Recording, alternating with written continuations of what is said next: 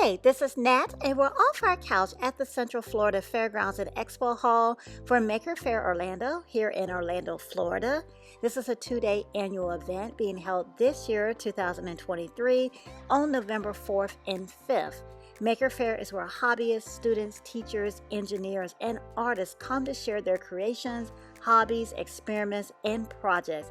It is the greatest show and tell on earth, and we are attending both days, Saturday and Sunday, and we actually had an exhibit table on Saturday where we passed out stickers, pens, candy, and more, and we talked about travel, of course, as well as our monthly newsletter where we'll be delivering travel tips, travel stories, travel inspiration right to your inbox. You can sign up for our newsletter on our website, offourcouch.com. The sign up link is also in the description box.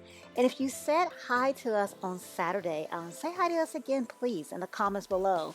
We loved meeting you all and talking about your favorite travel destinations and places you want to visit. And we also love checking out all of the many exhibits here at Maker Faire Orlando. We'll walk around now and try to show as much as we can. We couldn't see it all, but we saw a lot. Robot battles, night fights, fire, plasma reactions, power racing, droids, a lot. So let's start walking around. The event is separated into different buildings, and there are activities happening outside too. And we love filming events just like we enjoy filming different destinations. And it is our goal to help our fellow travelers and adventurers plan their upcoming trips. So if you're new to our channel, welcome, and please subscribe and keep getting off the couch with us, please. We are in one of the buildings now, the Maker Faire Orlando main stage. This is where the music is happening, all of the informative panels, and also where you can pick up your official Maker Faire Orlando merchandise. This is the information concerning the artists responsible for these outstanding designs, and there's also the option to make your own t-shirt. That's within the Spirit building, where we'll be running to next. On to the Spirit building, and there is lots and lots going on in here. There are so many different activities that's grabbing our attention. We're stuck right now and mesmerized at the G-FLUG Xxhibit, the Greater Florida Lego Users Group, an adult group of Lego hobbyists that meet together and build Lego displays for public events. And they have a Lego ball contraction that's as long as this table. Your eyes stay busy trying to keep up with the ball and this contraption. And now it is time to put our hands to work though and make our very own bouncy ball at the Starbase Central Florida exhibit. Starbase is a STEM-based program geared toward 5th grade students in Title I schools, which is sponsored by the Department of Defense. And London is now hard at work making his own bouncy ball, something I didn't even know you could do with just a few simple steps. Now London will have to come back for his bouncy ball though, because after the ball submerges in the dunk station, it moves to the drying station, and that takes about 12 minutes. So while we wait, let's continue to take a look around. Now, in addition to STEM projects and STEAM projects, there are also items available for purchase. You can pick up a good book to read, dealing in the genres of thriller, suspense, and horror. Here are t-shirts by Just OK Company. As you can see, there is a huge variety of designs. The designs range from weird to silly and even spiritual. You're pretty much guaranteed to find something that will catch your eye. So we've seen some items that are available here at Maker Faire Orlando, like books and apparel. Now let's check out a brand new game. Yeah, I'm Darren Humphrey, and this is Waddle, which is a tabletop game that I created using photos of penguins that I took on a trip to Antarctica. And so this is what we call an area of control game. There's 5 different rookeries, which are the places where penguins live. And you're trying to collect waddles of penguins that put nests in their different rookeries. And so you'll get points for each waddle of penguins you collect, and you track those on a little score tracking thing up here. And then you'll get points after each season for having the most nests in the different rookeries on the board. You also play one of 6 different penguin scientists who each have a special ability that triggers when you collect waddles with penguins in them that match their specialty. Also, there will be several different predators and threats to penguins that are mixed into the deck. And when those get drawn out of the deck, bad things happen, and it makes it harder for you to play penguins in the different locations. Okay. We're launching it on GameFound, which is a crowdfunding platform like Kickstarter, but it's just for board games. And we're launching on April 25th because that's World Penguin Day. That is so different, really unique and interesting, and I absolutely love penguins, and I would love the opportunity to see them in Antarctica one day. Sounds like a really fun and engaging game. We are at the High Voltage Guys exhibit now, also known as the High Volume exhibit. That's what I'm calling it, because they do high voltage demonstrations, and some of them are really loud. If you were there Saturday or Sunday, or if you've seen the demonstrations before, then you know what I'm talking about. Anyways, the demonstrations are amazing. They're showing my son now how to turn on light bulbs with a plasma ball. They also have demonstrations involving static electricity and thermal energy and a bike generator. High Voltage Guys is a combination of two YouTube channels, Archangel Tesla Coil and SciTube HD. So perhaps you've seen some of these experiments there. And speaking of YouTube, Roadie with Rich is here pumping out some energy and a YouTube video as well. If you haven't done so already, check out his Maker Faire video because there is so much to see here, and he did a full walkthrough, and all of our experiences are going to be different. I'll add the video link in the description box. Okay, so London is going to run back and get his bouncy ball. I think it's been more than 12 minutes. We got caught up. It's easy to do. We'll continue to take a look around the spirit building here at Maker Faire Orlando. In addition to having so many hands-on and feet-on experiments, there are also educational programs available for purchase to continue learning beyond Maker Faire. Hi, welcome to Without Walls EDU. We are about supporting kids in exploring STEM career exploration. So we have our hands-on kits with 3 to 4 activities in each kit that are engaging and help kids explore different careers. This is our forensic kit. We also are selling some of our books. I think that's something that my kids would really enjoy, and I know my son is going to love this. So we are a Minecraft theme park recreation server. So we recreate theme parks like Magic Kingdom, Disneyland, Universal Orlando, and other theme parks from all around the world at a one-to-one scale in Minecraft. Completely working rides, working fireworks shows, transportation. And it's not just the parks. Like we build the entirety of the resort areas. So in the case of Disneyland Resort, that includes downtown Disney and the hotels. In the case of Walt Disney World, that includes all 43 square miles of it. You can take a bus and monorail and Skyliner across to all the different parks. That's intense. Ride rides, you know, catch the showing of the Dapper Dans on Main Street, see a fireworks show at night, hang out with your friends. It's a really cool experience. Wow, I never imagined that you could do all of this in Minecraft. However, though, I don't know a whole lot about Minecraft. I have picked up some terms and some phrases over the years with my son playing it, and now my daughter is starting to play it too. I do like the fact, though, that they create the whole Disney area. I'll have to purchase some mine coins and go shopping at Disney Springs. Wow. I have never seen anything like this before. Looks like they're friendly though. I'm glad. I was really concerned. And behind us is where the robots stop being friendly, because behind us is Robot Ruckus. This is live robot combat featuring Battlebot teams from the Battlebots television show. And there are multiple weight classes, just like any other combat sport, right? There is the plastic ant and ant weight class for 1 pound robots, as well as the beetle weight class for 3 pound robots. They're all in the small arenas.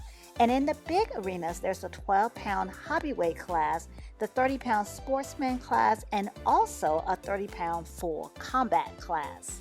Check this out. Here's a look at some of the damage after a robot fight. Wow, these robots don't play. But here are the trophies given out for Robot Ruckus. It makes all of those dents, scrapes, and scratches to the paint job all worth it. Oh look, it's R2-D2. R2-D2 came and visited our table too on Saturday. I think for the candy. If you follow us on Instagram, you may have seen me bragging about this celebrity sighting in our stories. If you would like to see our outings more in real time, be sure to follow us on Instagram. So as you can see, robots are not just in the cages. Robots are also hanging out on the floor, along with Mandalorians, lots of Mandalorians. This is the Mandalorian Mercs Costume Club, one of the largest global Star Wars fan organizations with 1,600 approved in-costume members and over 70 clans. How incredible is that? And there's more cosplay. This is larger than life cosplay by Allison Chase. You really got to check these out on Instagram because these move. And I'm not just talking about the creepy cat eyes. I mean, these can move from one side of this building to another. It is incredible. And this is incredible too. I know I sound redundant, but wow. This is Tape Measure. Tape Measure is a robotic dog for the University of Central Florida. I googled it, and the name Tape Measure comes from the fact that some of the research this robotic dog will be used for involves scalability and also scanning of area. And look, again, look, there's another robot on the loose. I'm calling it Toolbox Robot, and this robot is created by First. This is really cool, so let's learn more about First. Yeah, my name is Ian. I'm a member of FRC Team 1902, which is part of FIRST, which stands for the Inspiration and Recognition of Science and Technology. FIRST is a global organization to really help kids get involved in STEM and STEM awareness. I, as a part of my team, work on the mechanical sub-team and the programming team. So I learned the skills and processes that are needed to build robots like the ones behind us. Just fascinating. I'm trying to find these programs or programs like this in Jacksonville where we live for my son. If you're in the Winter Park and Orlando area, this is just a wealth of knowledge. So many different programs that you can learn about here at Maker Faire Orlando. And we still have so many more awesome things to see and learn about. Before we leave this building though, this is where to make your own t-shirt for $10 that I was talking about earlier. This is where that's located. My daughter is hard at work right now making her very own t-shirt. And then we'll head into the next building, the Opportunity Building, where we are just met with action as soon as we walk through the door. This is a trash compactor, and you see that MakerFX Makerspace written on the compactor.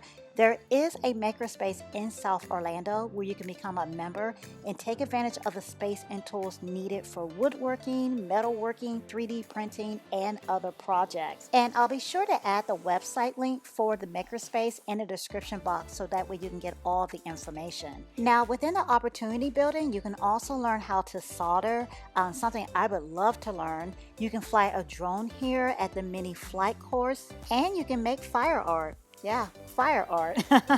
So how this works, you can choose your colors. These are alcohol-based paints, and those colors are then set on fire, and the fiery art process begins.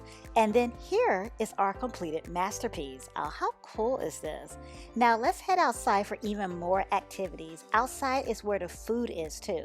There are a variety of food options, meals, drinks for this beautiful sunny day, snacks, so plenty of food options and plenty of activities outside too. Right now my daughter is adding to her Makerspace wardrobe by coloring and making her own cat button. How cute. The kids are also making their own frozen drinks at Be the Hamster. What's so funny about this is that if I ask my kids to use the water dispenser on the fridge to make a tea or their Crystal Light drink mix, there's a lot of moaning and groaning and questions about why they just can't grab a water bottle out the fridge. But running on a hamster wheel and pushing buttons to make your own slushies is no problem at all. It's totally acceptable.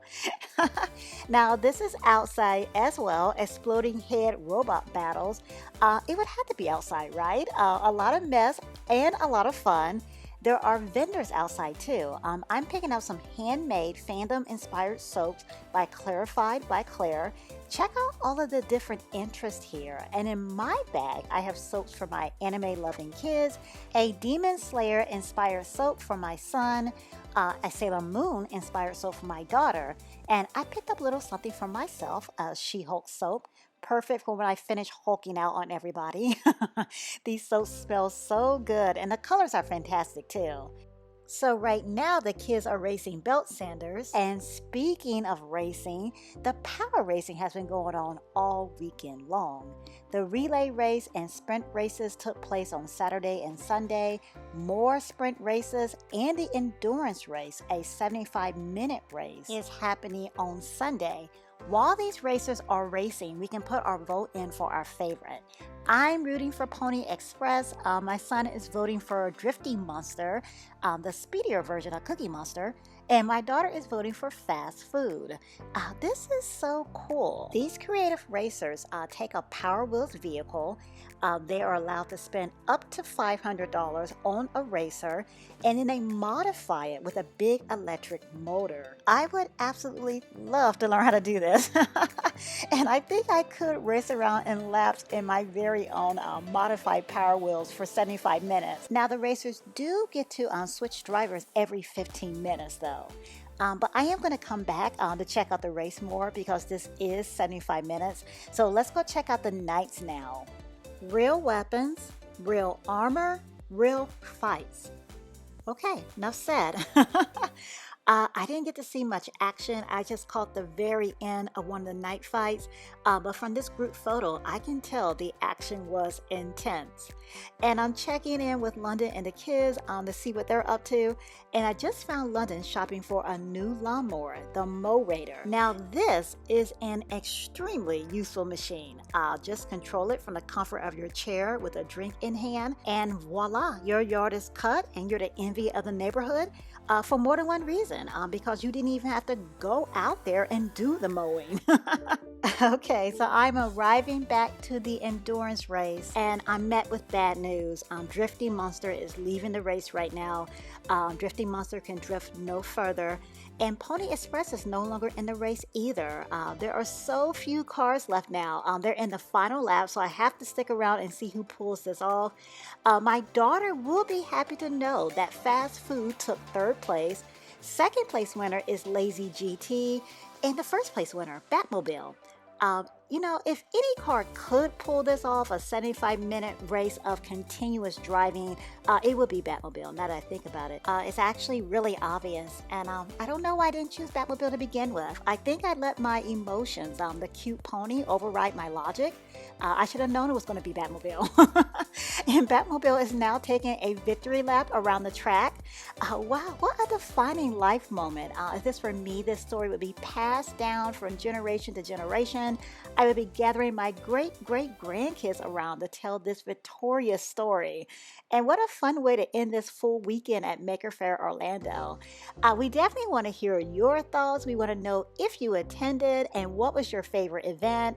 If you have plans to attend next year, let us know that. And is there a particular event or exhibit that you're looking forward to? If you found this video helpful or if you enjoyed watching this video, please hit the thumbs up button. And if you enjoyed all of the science, technology, and art we encounter here at Maker Faire, keep joining us off the couch. Subscribe if you yet to do so, because next video we are at the Orlando Science Center. At the Orlando Science Center, we have 4 floors of science to watch, listen to, and participate in.